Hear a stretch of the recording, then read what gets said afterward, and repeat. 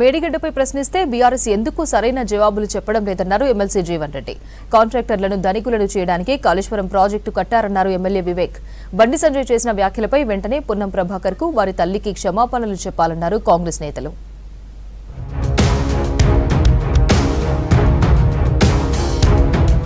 మాజీ మంత్రి కేటీఆర్ కు ఎమ్మెల్సీ జీవన్ రెడ్డి సవాలు విసిరారు. కేటీఆర్ కు దమ్ముంటే నిజామాబాద్ ఎంపీగా పోటీ చేయాలని డిమాండ్ చేశారు. రాష్ట్రంలో బీఆర్ఎస్ ఒక్క ఎంపీ సీటు గెలవదన్నారు. మేడిగడ్డ బ్యారేజీ అక్రమాలపై ప్రశ్నిస్తే బీఆర్ఎస్ నేతలు సమాధానం చెప్పడం లేదన్నారు జీవన్ రెడ్డి. ఆయన ముఖ్యమంత్రి పదవికి ఎమ్మెల్యేకి రాజీనామా చేసి రమ్మాను, నేను కూడా ఎమ్మెల్యే పదవి రాజీనామా చేసి ఇద్దరు మల్కాజిల్లా కొట్టాను. ఆశ్చర్యం కలుగుతుంది. నీ ఎమ్మెల్యే పదవి ఎక్కడ, ఆయన ముఖ్యమంత్రి పదవి ఎక్కడ? ఛాలెంజ్ అనేది ఈక్వల్ ర్యాంక్ ఉంటా. ముఖ్యమంత్రి పదవితో పోల్చుకుంటా అదే నువ్వు రమ్మ రేవంత్ రెడ్డి గారు ఇవ్వదు అనేది వేరు.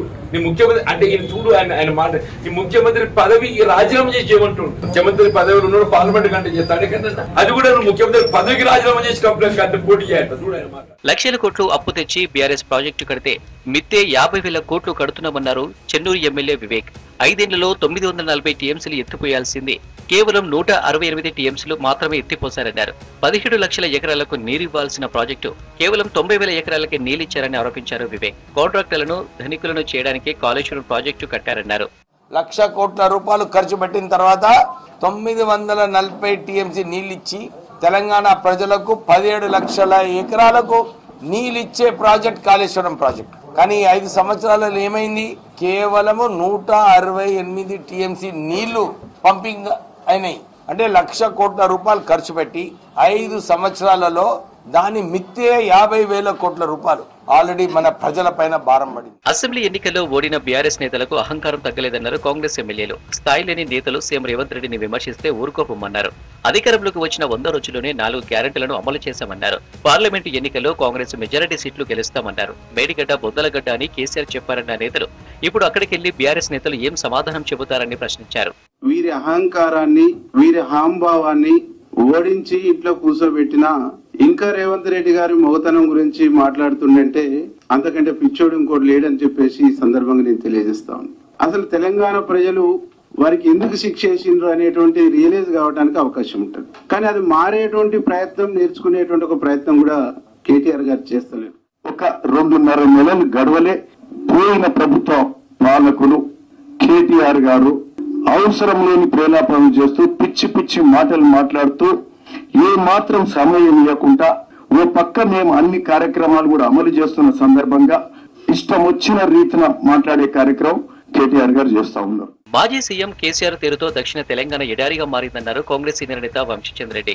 పాలమూరు, రంగారెడ్డి పూర్తి చేశామని అబద్దాలు చెప్పారని విమర్శించారు. కోట్లు ఖర్చు పెట్టినా పాలమూరు నుంచి చుక్క నీరివ్వలేదన్నారు. ప్రజలకు వాస్తవాలు చెప్పడానికే పాలమూరు ప్రాజెక్టును సందర్శిస్తున్నామని చెప్పారు కాంగ్రెస్ నేతలు.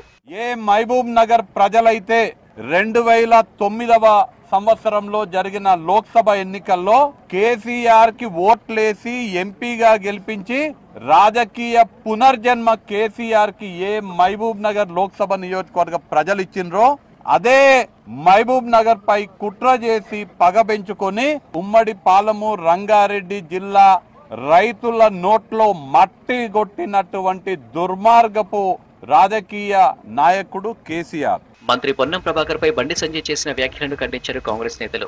వెంటనే పొన్నం ప్రభాకర్ కు వారి తల్లికి క్షమాపణలు చెప్పాలన్నారు. గాంధీ భవన్ లో ఈ వ్యాఖ్యలు చేశారు నేతలు. సంజయ్ ఎన్నికల సమయంలో హడావిడి చేసుడు తప్ప ఏం చేయరని విమర్శించారు. తెలంగాణ తెచ్చిన తమపై మాట్లాడటానికి సిగ్గుండాలన్నారు నేతలు. ఆమె ప్రభాకర్ ఒక అమ్మ కాదు, మనకందరికి అమ్మే.